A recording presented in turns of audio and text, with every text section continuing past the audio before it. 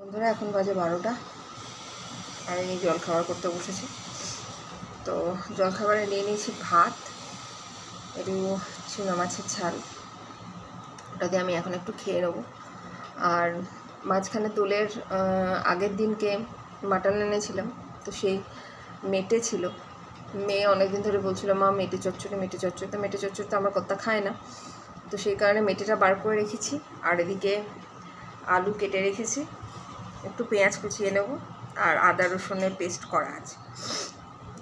আর তার সাথে সকালবেলা আজকে ফ্রেশ রুই মাছ পেয়েছিলাম আর চিংড়ি পেয়েছিলাম, তো চেষ্টা করবো লাউ চিংড়িটা করে রাখার, তরকারিটা করে রাখলে কি হয় আমার একটু সুবিধা হয়।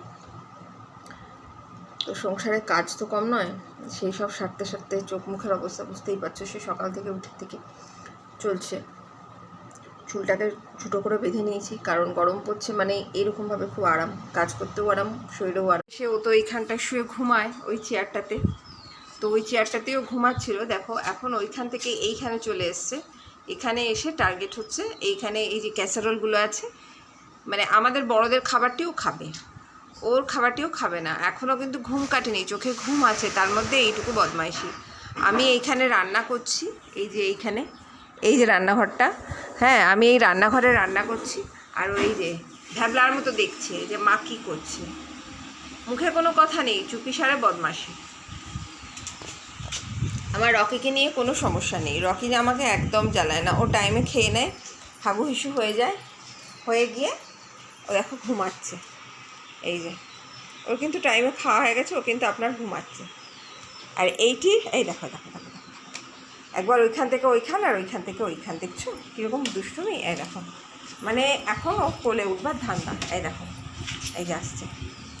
এই লাঞ্চ করলাম বেলায় কাজের ফাঁকে, একটুখানি এসে বসলাম পাখার তলায়, এই যে আমার ডাইনিংয়ে এখানটাতে আমি এসে বসি।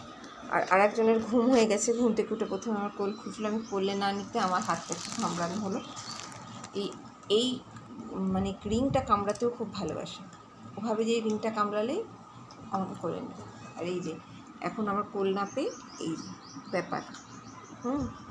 ওর ক্যান্ডিটি টেবিলের উপর রেখে দিয়ে এই যে এইখানে রাখা থাকে, আর উনি এই যে নিয়ে এখন খাচ্ছেন, আবার দেখছেন তাকিয়ে থেকে, ওকে দেখানো হচ্ছে।